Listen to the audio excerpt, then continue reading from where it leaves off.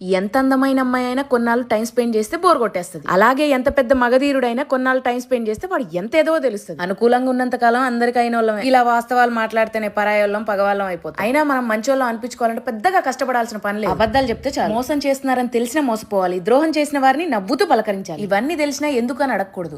మనం మంచోళ్ళమా చెడ్డోళ్ళమా అనేది ఈ సమాజానికి అవసరం లేదు. వాళ్ళ అవసరాన్ని బట్టి మంచోళ్ళని చేసేస్తారు, అవసరం తీరాక చెడ్డోళ్ళని చేసేస్తారు. అవసరం, అవకాశం, అవమానం లైఫ్ ని మస్తు నేర్పిసేమా. అందుకే అయితే బలం ఉండాలి లేదా ధనం ఉండాలి, రెండు లేకపోతే అన్ని మూసుకొని గమ్మున ఉండాలి. మా బాగానే ఎక్స్ట్రా చేస్తుంది అనుకుంటున్నారు కదా, తప్పట్లేదు మా. అందరికి నచ్చాలని లేదు కదా. కొన్నిసార్లు ఎవరికి నచ్చకపోవడం కూడా మంచిదే. అయినా కథలను వాటికి కథలు చెప్పినా, మారని మనుషులకు నీతులు చెప్పినా ఒకటే మా. నన్ను 10 మంది తిట్టుకున్నా పర్లేదు, కానీ నా వల్ల ఒక్కరు హ్యాపీ అయినా చాలు మా. చలో.